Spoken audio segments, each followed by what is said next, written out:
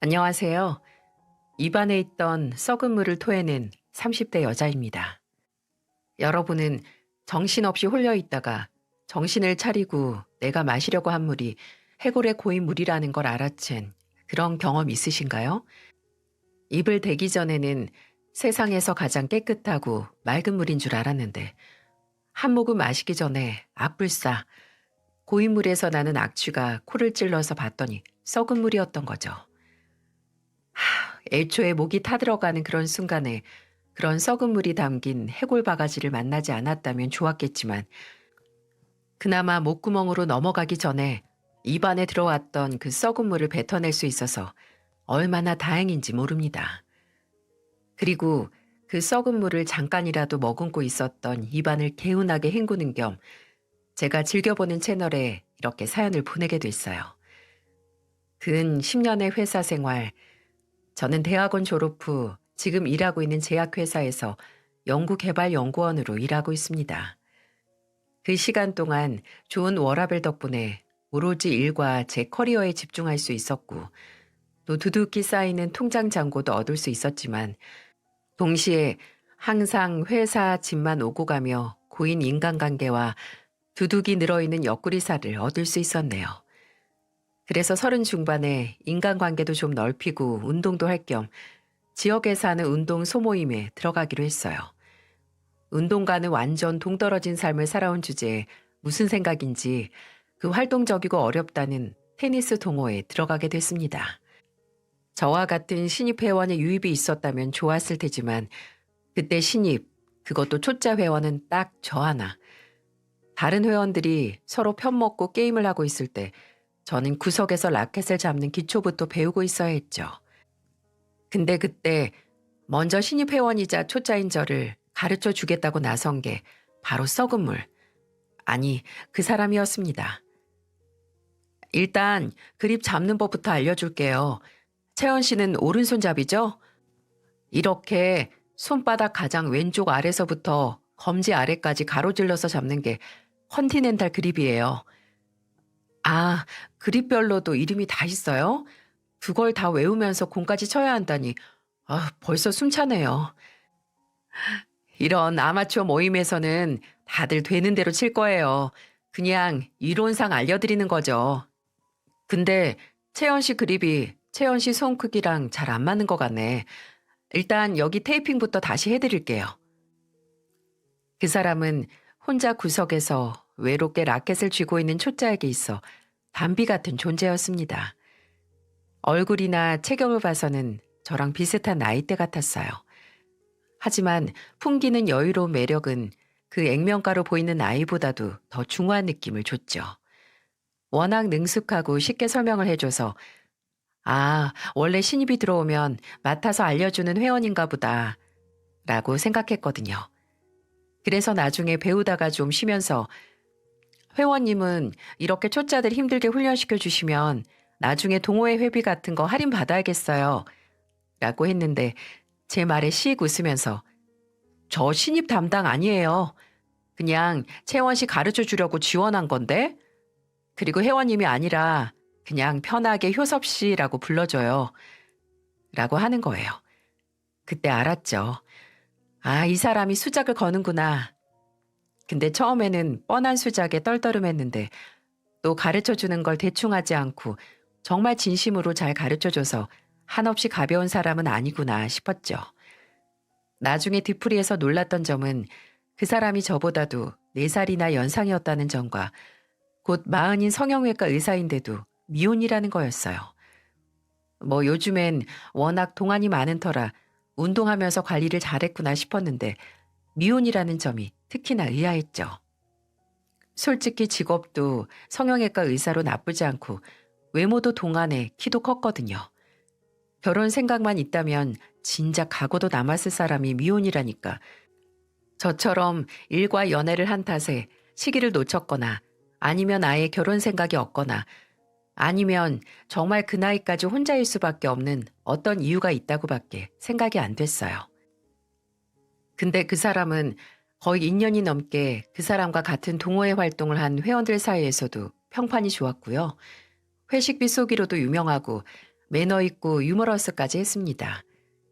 거쳐간 회원들 중에서도 그 사람에게 다가갔다가 거절당해서 몇 명이 모임을 그만두기도 했다니 어쩌면 연애에도 관심이 없는 사람일 수도 있겠다라는 생각이 들더라고요. 그러니 그 사람이 처음 제게 천천히 만나보자고 다가왔을 때 놀랄 수밖에요. 저희는 동호회에서 스승과 제자 사이였다가 시간이 지나면서 편한 오빠 동생 그리고 반년 후 연인 사이까지 발전했어요. 저희는 약 1년이 좀 넘는 연애를 했는데 결혼 이야기가 나오기 전부터 그 사람은 굉장히 이 만남에 진지했어요.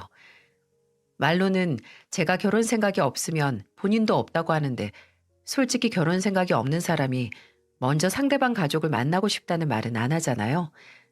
근데 그 사람은 제 가족들 이야기만 나오면 꼭 하는 말이 나중에 꼭 한번 만나보고 싶다 였어요. 특히 제 조카들을요.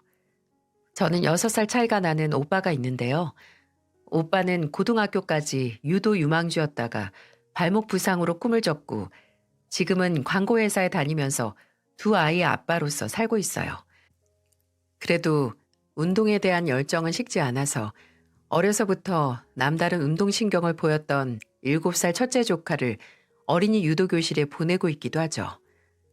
저는 오빠하고 사이가 좋은 만큼 세원이와도 또 조카들과도 한 달에 많으면 8번, 적으면 3번씩 보곤 했는데 종종 제가 그 사람에게 조카들 만나고 왔다는 얘기를 하면 눈을 반짝 빛내면서 사진을 보여달라고 하던가 나이는 얼마고 성격은 어떠냐면서 궁금해 하더라고요. 그리고 꼭 나중에 한번 보고 싶다는 말을 잊지 않았고요. 그러다가 우연히 세연이와 조카들을 그 사람과 함께 있을 때 만난 적이 있었어요. 주말에 잠실에 있는 대형 쇼핑몰에 갔었는데 세연이에게서 전화가 오더라고요. 아가씨, 지금 잠실 쇼핑몰이죠? 어떻게 하셨어요? 혹시 싶어서 주변을 두리번거리는데 저 멀리서 조카들이 고모하면서 뛰어오고 있고 세연이는 뒤에서 웃으면서 들고 있던 휴대폰을 흔들고 있는 겁니다. 언니, 아니 어떻게 여기서 만나요? 오빠는요? 말도 마요. 아가씨 오빠는 어제 새벽까지 친구들 만나서 술 마시고 알아 누워 있어요. 그 꼴 보기 싫어서 애들이랑 나와 있는 거잖아요. 그런데 이분은 안녕하세요. 처음 뵙겠습니다. 한효섭이라고 합니다. 늘 채연 씨 가족분들 만나고 싶었어요. 근데 이렇게 만나 뵙게 되네요. 특히 여기 두 사람을 가장 보고 싶었는데 지역이 지윤이 맞지? 안녕. 말 많이 들었어. 새언니와 조카들을 만나 반갑긴 했지만 그 사람과 같이 있을 때 만나게 되다니 좀 당황스럽기도 했어요. 근데 그 사람은 마치 기다려온 사람 마냥 새언니에게 악수를 건네며 인사를 하고 조카들에게도 마치 어제 만나던 사이 마냥 눈높이를 맞추고 아는 척을 하더라고요. 심지어 이런 말까지 하는 겁니다. 이렇게 만나서 그냥 헤어지는 것도 아쉬우니까 우리 지역이 지윤이한테 아저씨가 뭐 하나씩 사줄까? 만난 기념으로. 아유, 안 그러셔도 돼요. 괜찮아요. 아니요, 제가 아쉬워서 안 되겠어요. 여기 몰 안에 레고 매장도 있고 프라모델 매장도 있거든요. 지여가 지훈아, 레고가 좋아, 프라모델이 좋아? 그 사람은 기어코 조카들을 이끌고 레고 매장과 프라모델 매장 두 곳에 갔습니다.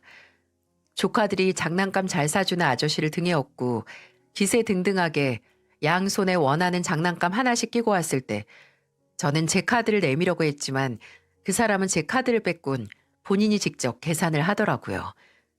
그날 저녁 새언니에게서 연락이 왔는데 아무래도 그 사람이 저랑 결혼 생각이 있어 보인다고 하더라고요. 근데 그건 저도 이전부터 어렴풋이 느끼고 있었어요. 만나는 날이 늘수록 점점 저와 제 가족에 대해 묻는 게 많아졌고 넌지시 결혼 얘기를 꺼내곤 했었거든요. 뭐 TV에서 집 같은 게 나오면 저긴 신혼부부가 살기 좋겠다. 나중에 애들 키우기 좋은 동네 같다. 이런 말이요. 그리고 몇 주 후에 정말 그 사람은 둘이 자주 가는 레스토랑에서 제게 반지를 내밀며 프로포즈를 하더라고요. 아예 예상을 못했던 그림은 아니지만 그래도 그날이 이날일 줄은 몰라서 좀 당황했는데 그 사람은 그 반지를 받지도 그렇다고 밀어내지도 못하는 제 손을 잡고 말했어요. 당장 받아달라는 거 아니야.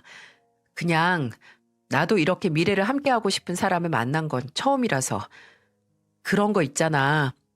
가만히 내 미래를 그려보면 그 장면 속에서 난 혼자였는데 어느새 그 그림에 항상 채연이 네가 있는 거야. 아침에 같은 침대에서 일어나고 아침을 같이 먹고 같이 출근하고 시간이 맞으면 같이 퇴근해서 외식도 하고 또 아이랑 셋이서 함께 사는 그런 장면들 말이야. 이제는 그게 그냥 상상뿐만이 아니라 너만 좋다면 현실이 됐으면 해서. 물론 저도 결혼 생각이 아예 없는 건 아니었어요. 그냥 언젠가 때가 되고 마음이 생기면 하는 그런 먼 일이어서 문제였죠. 그래서 그런지 오히려 그 사람에게 프로포즈를 받고 그 프로포즈를 받아들이고 난 이후로 이 사람과 결혼을 해야겠다는 생각이 점점 깊어지기도 했고요. 제가 프로포즈를 받아들이자마자 그 사람은 마치 기다렸다는 사람 마냥 본인의 마음을 표출하기 시작했어요. 저희 부모님 댁에 고기 세트와 본인 고향인 충청도 명물인 인삼을 보내기도 했고요. 얼른 장모님과 장인어른을 만나고 싶다고도 했죠. 또 본인의 부모님도 저를 빨리 만나고 싶어 한다고 시아버지께서는 제가 오는 날 마당에서 키우는 오골개를 직접 잡아서 백숙을 하신다고 벼르고 계신다는 거예요. 그래서 주말에 충청도에 있는 그 사람의 본가에 갔습니다. 시부모님께서는 충청도에서 작은 밭과 과수원을 가지고 계셨고 시누이는 초등학교 교사로 일하면서 20대 중반에 일찍 결혼을 했는데 저보다 1살 어리더라고요. 그날 시아버지는 말씀하셨던 대로 정말 집에서 기르던 오골개를 새벽부터 잡아 손질하셔서 탕을 끓여주셨고 시어머니는 큰 솥 안에서 커다란 닭다리 하나 뚝 떼서 제 앞접시에 제일 먼저 놔주셨죠. 그러시면서 뜨거울 때 얼른 먹어요. 얘긴 일단 배 좀 채우고 해도 늦지 않으니까 라고 하시더라고요. 그리고 제가 다리 하나를 맛있게 먹고 나니까 얘기를 시작하셨죠. 신혼집은 어차피 효섭이 네 집으로 들어가니까 다행이다. 거기 집값도 많이 올라서 그냥 팔아버리긴 아깝고 또 새 주기엔 넓고 주변 교통도 좋아서 아깝잖아. 안 그래도 제가 집은 아무 걱정하지 말라고 했어요. 리모델링도 혼수도 채연이가 고른 걸로 서프라이즈로 알아서 한다고 했고요. 그래, 잘했다. 원래 결혼하면 여자들이 결혼식장 보고 신혼집도 그렇고 인테리어인지 뭔지까지 다 도맡아 하느라 힘들고 그걸로 싸우기도 많이 싸운다던데 효섭이 제가 날 닮아서 꼼꼼해서 알아서 한다니 얼마나 다행이니? 효섭이가 능력뿐만 아니라 이 성격까지 어려서부터 동네 소문이 다 날 정도로 좋아서 얘 중학교 다닐 때부터 사익감으로 점 찍어놓은 아줌마들 여럿이었다. 얘 의대 갔을 때는 온 지역에서 선자리가 아주 물 밀려오듯이 매일 들어왔어. 지가 도통 생각이 없어서 여직 결혼 안 했던 거지. 채연이 너 남들이 다 욕심내던 1등 신랑감 데려가는 거야. 저기 어디냐. 대전에 사는 딸 부잣집 건물주도 우리 아들 욕심냈고 어디 지역 아나운서 하는 딸 있는 교회 목사님도 우리 아들 제발 사익감으로 달라고 그렇게 기도를 했어요. 시어머니께서 잘난 의사 아들을 비행기 태우다 못해 우주로 날려버리는 말씀을 하실 때 그 말을 다 믿진 않았지만 뭐 대학 합격했을 때 여기저기 플랜카드 걸렸다고 하기도 했고 또 정말 그 사람의 조건이 정말 좋긴 했으니까 아예 말이 안 되는 얘기는 아니라고 생각을 했어요. 상견례 날 시부모님은 정말 식사 내내 기분 좋게 웃으시고 따로 식당에 말씀을 해놓으셔서 직접 가져오신 인삼주로 저희 가족을 가족으로서 환영해 주셨어요. 또 조카들이 아무래도 아이들인 만큼 시끄럽고 음식과 물을 쏟아서 저희 가족이 죄송하다고 말하면 시어머니께서 유쾌하게 웃으시면서 이러셨죠. 아유, 아닙니다. 애들이 괜히 애들인가요? 오히려 성격도 밝고 활기차서 좋은데요. 지역이라고 했나? 지역이는 아무래도 운동해서 그런지 또래보다 더 힘이 넘치는 것 같다. 지역아, 또래 남동생이 있으면 같이 유도도 하고 놀기도 하고 아주 좋을 것 같지? 얼른 효섭이랑 우리 채연이 사이에 지혁이같이 건강한 아들 하나 생겨서 좋은 친구 됐으면 좋겠다. 그치? 왜 그런 거 있죠? 그 당시에는 그냥 기분 좋게 넘어갔던 말들도 나중에 생각해보면 그냥 흘려들어선 안 되는 중요한 말이었던 거요. 그날도 딱 그랬습니다. 지금 와서 생각해보면 상견례 날 스쳐 지나간 모든 말들에 저와 저희 가족들만 모르는 진실의 뼈가 들어있었어요. 그때는 아무것도 몰랐으니 그저 훈훈하게 상견례도 마무리 지었습니다. 상견례 후 결혼 준비만으로 바빴는데도 그 사람은 종종 본인이 먼저 저희 가족을 만났어요. 또 부모님이나 조카들을 만나면 꼭 손에 용돈을 쥐어줘야 직성이 풀리는 사람처럼 돈을 썼고요.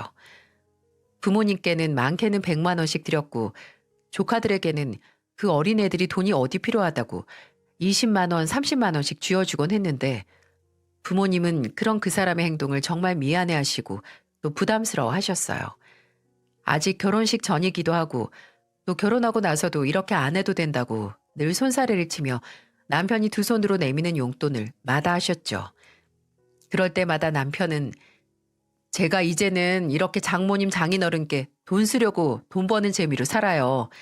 그러니까 예쁜 사이 사는 재미 팍팍 느끼면서 살게 도와주세요.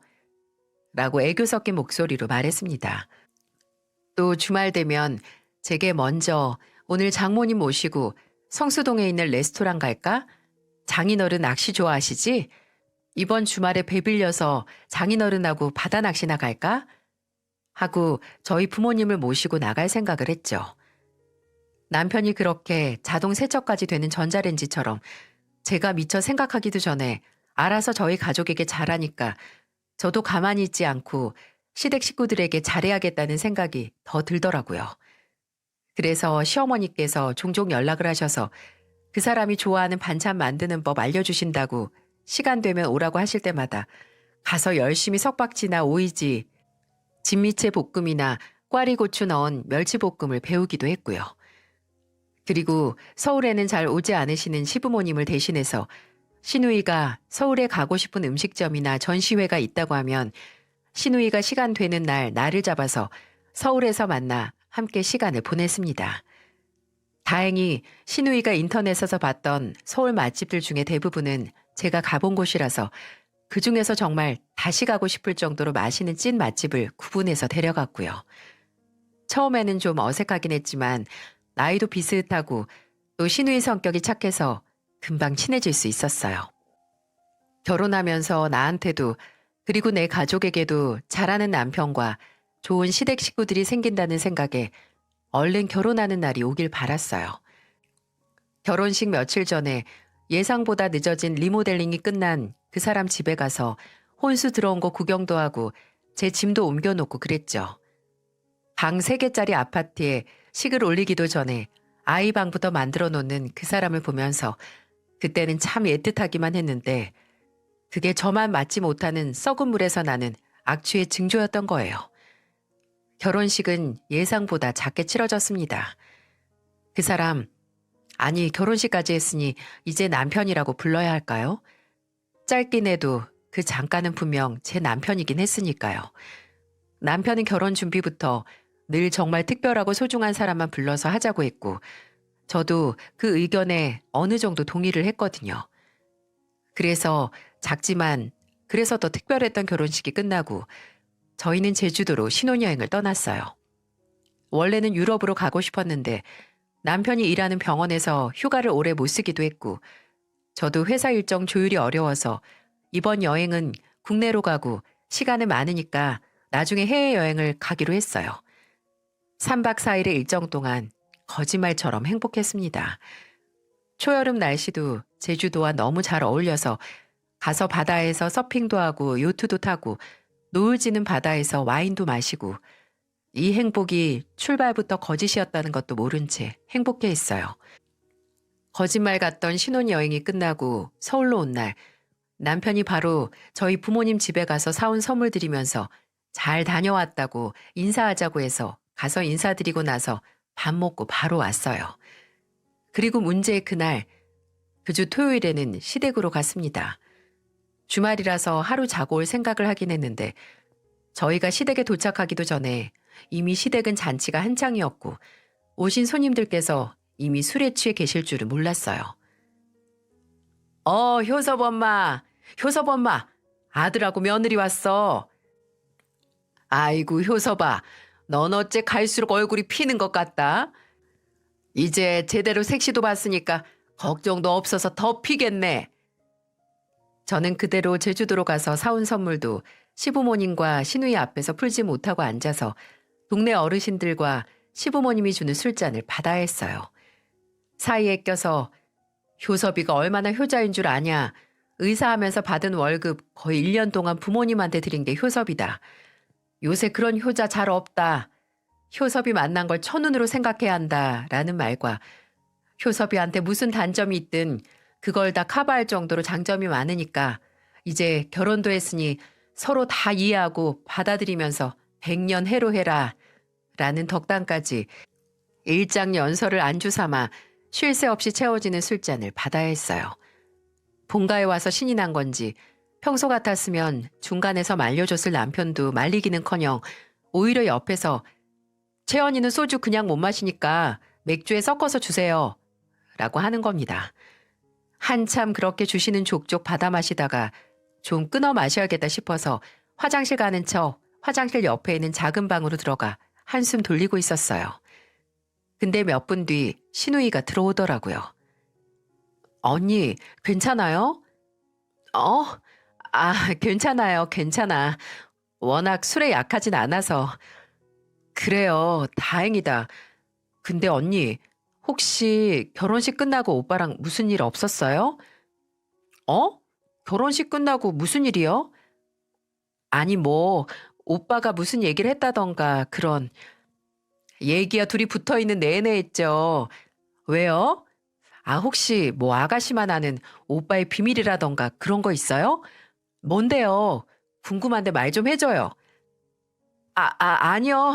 그런 게 아니라 제가 물 좀 가져다 드릴게요. 일단 물부터 마셔요. 시누이가 그렇게 말하고 바로 방을 나가는 게 아니겠어요? 안 그래도 술이 들어가서 머리가 평소 속도로 안 돌아가는데 이상하다고 느껴질 수밖에 없는 시누이의 행동에 잘 돌아가지도 않는 머리를 굴려서 혹시 남편이 시누이에게 따로 신혼여행에서 소소한 다툼이나 그런 걸 말했나 싶은 생각밖에 하지 못했습니다. 근데 그런 다툼이야 여느 신혼부부도 하니까 걸릴만한 게 아니잖아요. 그래서 일단 나가서 다시 어르신들과 시부모님 틈에 껴서 흥에 취한 어르신들이 일어나서 부르는 노래에 맞춰 박수도 치고 또 저까지 일어나서 몸을 덩실거리기까지 했습니다. 마지막으로 기억이 나는 건 시누이가 먼저 가봐야 한다고 일어나고 술에 만취한 동네 어르신들이 하나 둘 댁에 가신다고 했던 거랑 남편이 제 잔에 맥주를 따라주는 어렴풋한 장면이었어요. 입안이 텁텁하고 목구멍이 타들어갈 것 같은 갈증에 눈을 떴을 때 저는 캄캄하고 낯선 천장을 바라보며 눈을 떴습니다. 순간 여기가 어디지? 하다가 방 구조를 눈으로 훑고 시댁 안방이라는 걸 알 수 있었어요. 저는 안방 구석에 이불을 덮고 자고 있었고요. 그렇게 술 마시다가 기절까지 했구나. 이럴 줄 알았다. 20대 초반까지만 하던 짓을 결혼하고서 하네? 라는 생각을 하면서 몸을 일으켰어요. 일단 갈증이 너무 나서 물부터 마셔야겠더라고요. 살짝 열린 문틈으로 시아버지가 코를 고는 소리가 들려서 최대한 발소리를 죽이고 걸었습니다. 근데 그 열린 문틈 앞에 당도했을 때 거실을 울리는 시아버지의 코 고는 소리 말고 다른 소리가 들려왔어요. 밑도 끝도 없이 이기적이고 지독한 둘이서 속닥거리는 소리가 말이죠. 예, 근데 난 이래도 되나 싶다. 뭘 걱정하세요. 어차피 이제 식도 올려서 빼도 박도 못하는데. 걔가 의외로 체면 이런 거 엄청 따져서 직장 사람들 친구들 보는 앞에서 식 다 올리고 나중에 무르는지 못해. 그리고 내가 약을 좀 쳐놨어. 다 내가 무슨 말을 해도 용서할 수밖에 없도록 엄마 아들이 평생 안 하던 짓 해가면서 약을 쳐놔서 괜찮아요. 걱정 마. 알지, 아는데. 아휴, 그래도 참 자면서도 문득문득 이게 맞나 싶고. 그럼 엄마는 아들이 평생 쎄 빠지게 일하면서 애까지 혼자 키우는 걸 보고 싶어요? 엄마, 우리 도연이 평생 엄마 없는 자식으로 만들 수 없잖아. 그렇긴 하지. 에휴, 나도 이제 모르겠다. 네가 어련히 알아서 할까마는. 그래도 시간 더 지나기 전에 얼른 제 도연이랑 만나게 해야 하는 거 아니니? 아니, 막상 만났는데 도연이가 낯가림 할 수도 있는 거고. 우리 엄마도 참 걱정 사서하네. 그것도 다 내가 알아서 했어요. 걱정 마. 새엄마 될 사람이 주는 거라고 선물 몇 개 사서 주기도 했고 채연이 사진도 거의 매일같이 보여줬으니까. 도연이 얘는 채연이 만날 날만 기다리는데? 이게 대체 무슨 상황인지 믿어지시나요? 제가 들은 게 맞나요? 지금 맨정신에 그때 상황을 떠올려봐도 머리가 깨질 것 같이 아픈데 막 잠에서 깨서 숙지까지 달고 있던 저는 오죽했겠어요. 저는 사실 저 도연이란 이름을 들어본 적이 있습니다. 기억은 확실히 나지 않지만 연애를 할 때 2번인가? 한 번은 남편의 휴대폰 부재중 통화로 찍혀 있는 걸 봤었고 또 한 번은 남편이 도연이란 이름이 뜨고 진동이 울리는 휴대폰을 그대로 끄기도 했었죠. 그리고 가장 최근에는 제주도로 신혼여행 갔을 때 남편은 렌트카를 운전하고 저는 옆에 앉아서 바닷가에서 드라이브를 하고 있는데 남편의 휴대폰이 울리더니 또 그 도연이란 이름이 뜨는 거예요.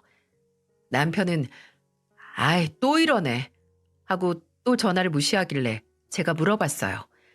도대체 도연이가 누군데 그렇게 전화를 무시하냐고요. 그랬더니 남편은 운전을 하면서 태연하게 말했죠. 나 고등학교 동창인데 얘가 1년 전부터 계속 돈 빌려달라고 연락이 와. 내가 한 번 50만 원 정도 빌려준 적이 있거든. 예전에도 보험일 한다더니 보험 들어달라고 연락하고 얘가 좀 안 그래도 내가 연락 아예 끊으려고 결혼식에 초대도 안 했는데 주변 친구들한테 나 결혼식 하는 곳이 어디냐고 물었다는 거야. 지도 온다고. 이때만 해도 남편이 동창에게 호구를 제대로 잡혔다고 혀를 찼는데 지금 문 한 짝을 두고 반대편에서 벌어지는 대화 소리로는 남편이 아니라 제가 천하의 호구더라고요. 근데 어떻게 너랑 2년 가까이 만나놓고 너 한 번 갔다 오고 애도 있는 걸 모를 수 있니? 애가 직업도 그렇고 똑똑한 것 같은데 영 머리가 실속이 없나 보다. 엄마, 쟤도 쟤지만 엄마 아들이 아주 치밀하게 움직여서 속는 거지. 내가 나랑 결혼하고 싶게 만들려고 얼마나 생고생을 했는데 돈은 돈대로 쓰고. 그래, 요즘에는 속는 인간들도 문제라더라. 눈치 없는 것도 죄라고 죄. 나중에 애 있는 거 알면 어쩌겠어. 그냥 지 팔자려니 하고 살아야지.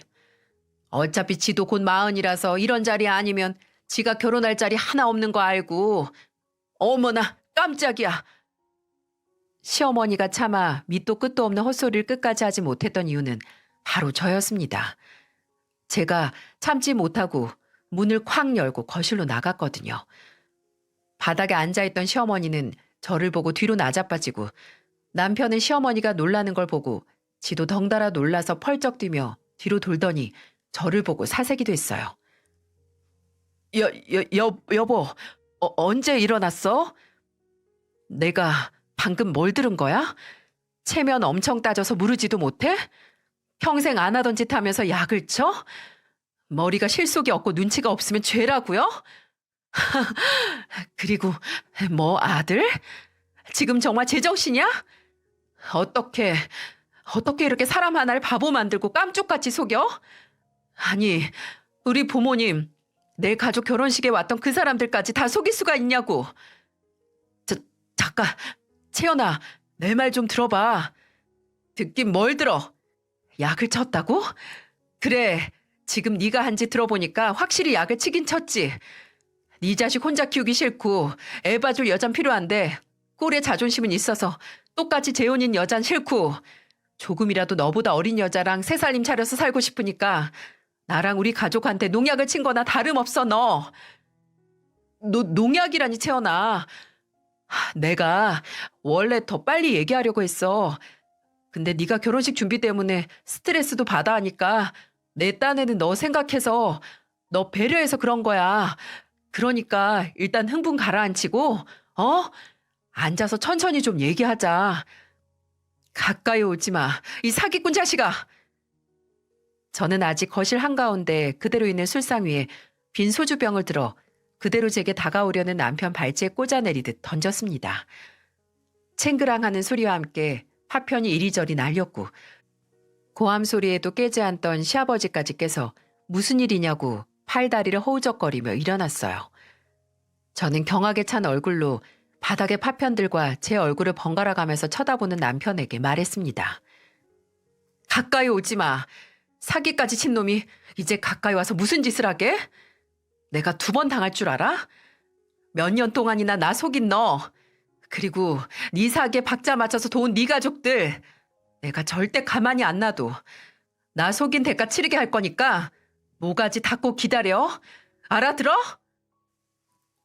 저는 그대로 손에 휴대폰만 든 채 그곳을 빠져나왔어요. 그렇게 큰 소리를 치긴 했지만 솔직히 저는 그때 패닉에 빠질 정도로 무서웠어요.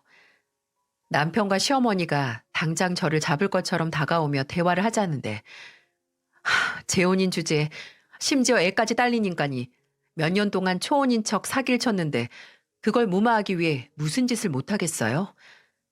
저는 저를 향해 뻗는 그 인간들의 손에 잡히면 정말 그 집을 영원히 빠져나올 수 없을 것만 같다는 생각에 신발을 제대로 신지도 못하고 빠져나와 미친 듯이 달렸습니다. 큰 길이 보이고 가로등과 같은 불빛이 하나둘 보이기 시작하고 도로가 나와서 택시에 올라탄 순간 긴장이 촥 풀리면서 미친 듯이 눈물이 나더라고요. 일단 그 시각에 곡소리를 내며 우는 여자를 보고 놀란 기사님께 서울로 가달라고 부탁드리고 저는 한참을 울다가 침착하게 오빠에게 전화를 했습니다. 그때 시각이 새벽 3시, 한참 잘 시간이죠. 1번을 하고 2번을 하고 3번을 했을 때야 오빠가 잠에서 깨어서 가라앉은 목소리로 전화를 받았어요. 저는 오빠 목소리를 듣자마자 울음소리가 더 커졌고요. 여보세요? 누구야, 누구? 너 채연이야? 야, 너 왜 울어? 오빠, 나 어떡해? 진짜 나 어떻게 하냐고. 한서방이, 참, 한서방이 우리 집이 그 첫 번째 처갓집이 아니었네. 우리 집 이전에도 그 인간 다른 집 사위였어. 뭐? 너 그게 무슨 소리야? 어느 집 사위? 그 자식 재혼이었어. 나랑 연애하고 결혼식 올리고 지금까지 깜짝같이 그 사실 숨기고 있다가 나한테 지금 걸렸다고. 그게 다면 다행이게?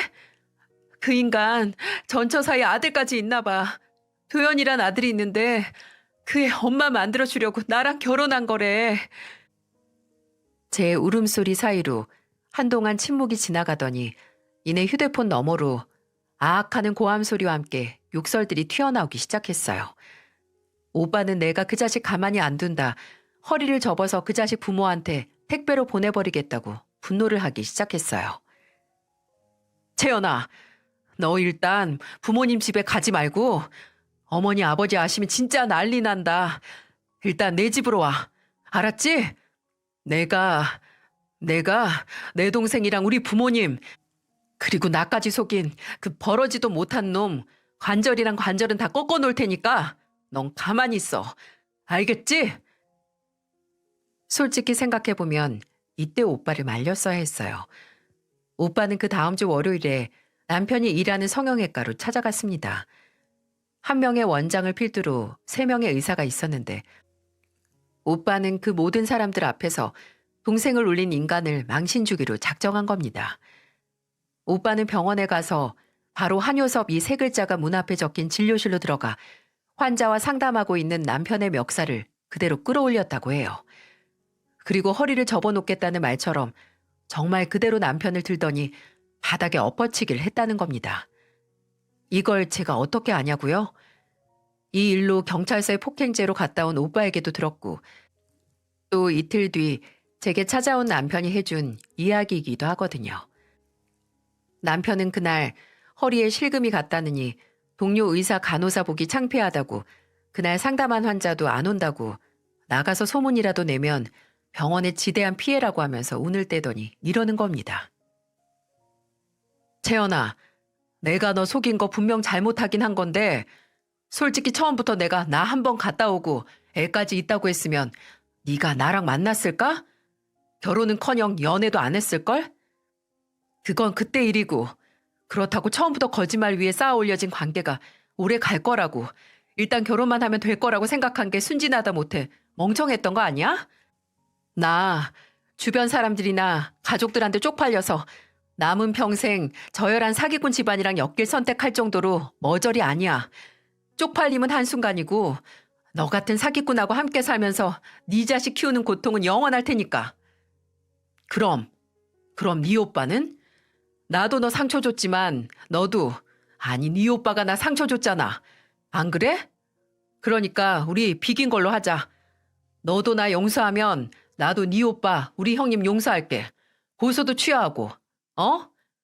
나 정말 그동안 너랑 네 가족한테 잘했고 또 앞으로도 잘할 거야. 네가 나랑 살면서 우리 도연이한테 잘한다면 너 도연이도 한 번 안 만나봤잖아. 안 그래? 혹시 알아? 만났는데 우리 도연이랑 너랑 잘 맞을지. 이 인간 도통 뭐가 문제인지 지가 뭘 잘못했는지 전혀 모르더라고요. 근데 당장 저를 위해 제 눈앞에 있는 머저리를 엎어치기로 바닥에 내리꽂고 경찰 조사까지 받은 오빠가 걱정도 됐기에 일단 이 인간이 제게 약을 쳤듯이 저도 약을 치기로 했습니다. 그래, 당신 정말 나한테도 우리 부모님 심지어 내 조카들한테도 잘해줬지. 당장 날 속이지만 않았다면 놓치기 아쉬울 정도로 잘했어. 그건 인정해. 근데 어떻게 중요한 순간에 결혼 전에 공들인 만큼의 행동을 안 하는 거야? 지금 내 가족한테 세상 관대한 모습 보이면 혹시 알아? 이 사람은 정말 내 가족이 직장에서 망신을 줬어도 용서를 해주구나 하고 마음이 녹을 수도 있는데. 그래, 그냥 딱 이 정도였던 거지. 식은 올렸으니 잡은 물고기에 떡밥 안 주듯이 나한테도 더 이상 공들 일 없이 그저 말로만 하면 된다고 생각하는 거야? 채연아, 그게 아니고 나는. 아니면 당장 우리 경찰서 가서 고소 취하한다고 합의했다고 해. 솔직히 동생이 2년도 넘도록 대사기극의 피해자가 됐는데 가해자를 바닥에 매다 꽂지 않을 오빠가 어딨어? 당신 머리통 안 터진 것만으로도 감사히 생각해야 돼. 만약 아가씨가 나랑 똑같은 짓 당했으면 당신은 당장 메스 들고 달려갔을걸? 제 말을 듣던 남편. 아니 생각해보니 어차피 혼인신고도 안 해서 남편이라고 부르는 것도 웃기네요. 그냥 사기꾼이라고 하겠습니다. 그 사기꾼이 알겠다고 바로 가서 고소 취하할 테니 신혼집으로 들어오고 도연이 만난 날을 잡자고 하더라고요. 며칠 뒤 사기꾼은 정말 고소를 취한 뒤에 제게 연락을 했습니다. 도연이가 평일에는 수영이랑 피아노 학원에 가서 평일은 좀 어렵고 주말에. 나한테 그걸 왜 말해? 나 네 아들 안 만나. 그건 또 무슨 소리야? 왜 안 만나? 네가 고소 취하하면 만난다며? 말 똑바로 해. 나는 혹시 알아? 당신이 고소 취하하면 내가 마음이 녹을 수도 있다고 했어. 근데 어쩌나? 취하를 해도 마음이 전혀 녹지가 않네. 야, 강채연 너 무슨 인간 이러냐? 어? 시까지 올린 마당에 나한테 사기를 쳐? 그래, 쳤다. 시까지 올린 마당에 상대방한테 사기 맞은 기분이 어떠니? 내가 그랬어, 내가. 나 절대 너 용서 못해. 그리고 혹시나 모를까봐 말하는 건데 나 이거 끝 아니야. 네가 나랑 내 가족한테 한 짓 평생 후회하게 해줄 테니까 그렇게 알아. 그 말은 빈말이 아니었어요. 저는 정말 그 사기꾼에게 벌을 내리고 싶었습니다. 그래서 오빠와 함께 이 사기꾼을 어떻게 요리를 할까 하다가 사람의 밥줄을 끊는 것만큼 강한 복수가 없더라고요. 그래서 인터넷에 아르바이트를 모집했어요. 그 인간이 일할 성형외과 후기글에 투입돼서 그 인간이 떠날 수밖에 없을 정도로 괴롭힐 댓글 부대를 말이죠. 댓글 부대는 그 사기꾼이 과잉 진료를 하고 한 수술 성형 부작용도 심하고 알고 보니 사생활까지 추접스러워서 2번 다시는 안 가고 주변에 추천은커녕 그 병원을 간다고 하면 도시락 싸고 다니면서 말릴 거라는 내용의 댓글을 하루에 수십 개씩 썼습니다. 이 병원 한모 의사한테 코 성형받고 3년 만에 구축 온 사람입니다. 코가 들려서 윗입술까지 딸려 올라가서 다른 병원에서 재수술했어요. 들창코로 살기 싫으면 절대 여기 병원 가서 한모 의사한테 수술 받지 마세요.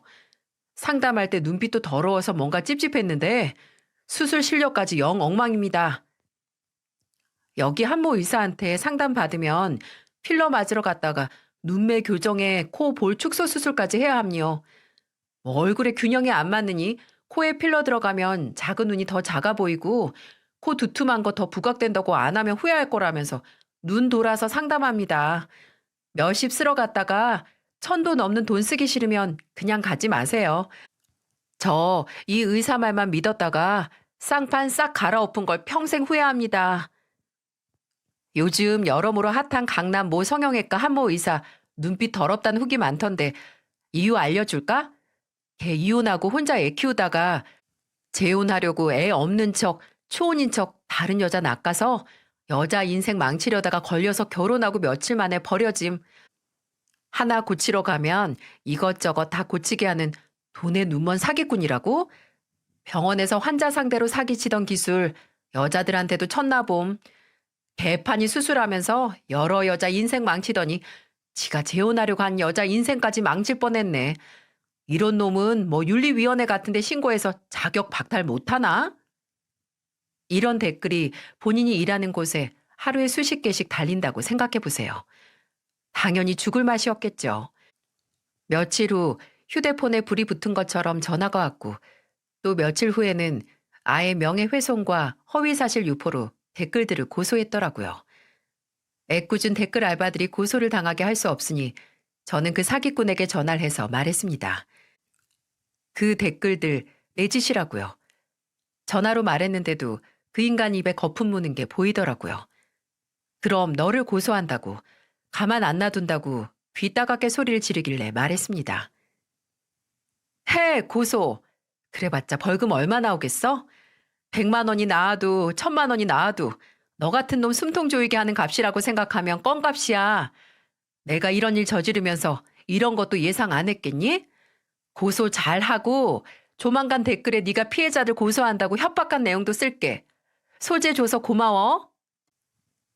그리고 그 짓을 몇 주 더 했더니 그 다음에는 거의 울먹거리면서 전화를 하더라고요. 미안하다고, 잘못했다고.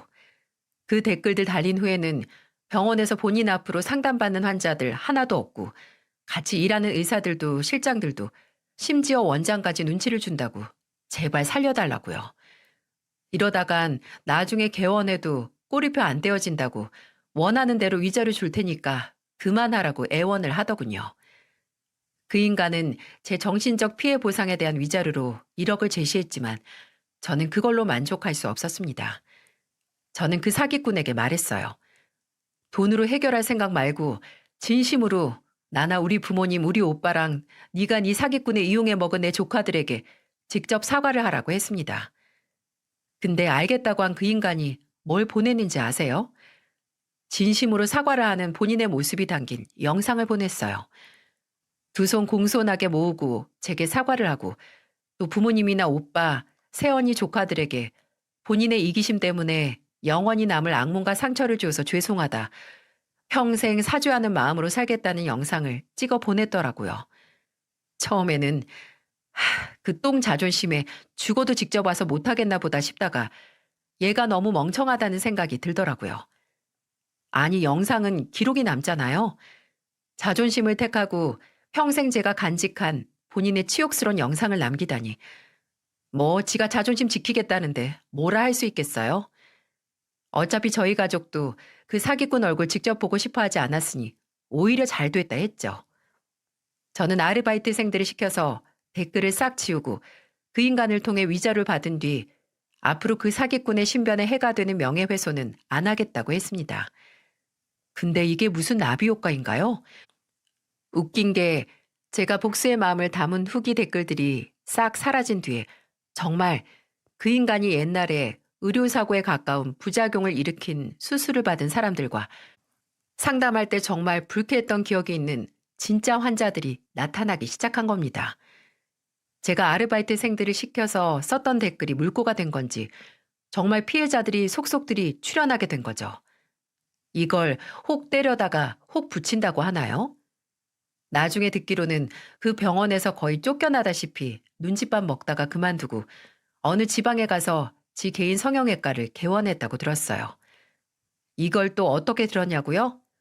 그 인간한테 위자료 받고 며칠 후에 신우이였던 사람한테 연락이 왔었거든요. 물론 신우이하고 제가 친하기도 했고 저도 신우이를 좋아하긴 했지만 어떻게 보면 신우이도 같은 공범이잖아요.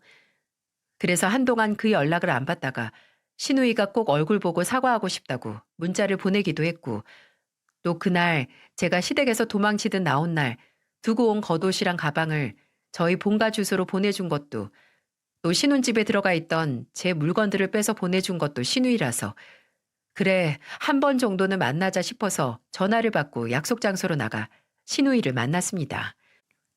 신우이는 제 얼굴을 보자마자 울더니 얼굴도 들지 못하고 더듬더듬 말하더라고요. 언니, 정말 죄송해요. 저도 일이 이 정도로 커질 줄은 몰랐어요. 오빠도 엄마도 분명히 결혼 전에 이야기한다고 했는데 결혼식 날 도연이도 참석 안 시키고 신혼여행 다녀온 후에 언니를 보니까 전혀 아무것도 모르는 것 같아서 제가 그때 언니 따라갔을 때 말을 했어야 했어요. 근데 그런 인간도 가족이라고 입이 도저히 안 떨어지는 거예요. 분명 오빠 성격의 재혼이라고 해도 잘 살지 말지도 확신이 안 들고 예전에 결혼했던 도연이 친모도 오빠 그 인간한테 질려서 도망간 거거든요. 죄송해요, 언니. 정말 나한테 그렇게 미안해할 거 없어요. 저랑 그쪽은 어차피 남이기도 하고 또 어쨌든 그 가족들 중에서 어떻게든 말하려고 생각이라도 했던 건 그쪽뿐이었으니까. 난 잊을 테니까 그쪽도 그냥 잊어요. 저는 그 말만 하고 자리를 떴습니다.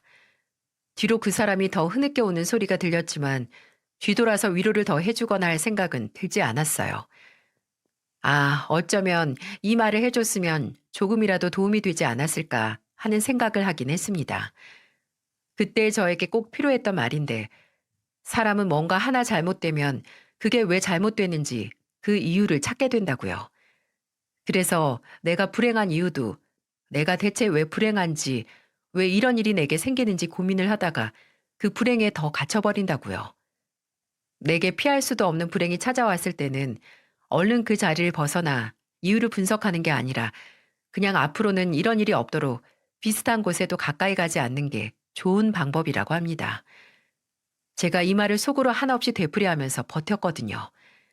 친구들과 직장 사람들에게 며칠 만에 끝난 결혼 생활에 대해 설명할 때도 그때 이 결혼이 잘못됐음을 그 사기꾼의 본 모습을 먼저 알지 못하고 저를 말리지 못한 가족들을 위로할 때도 말이죠.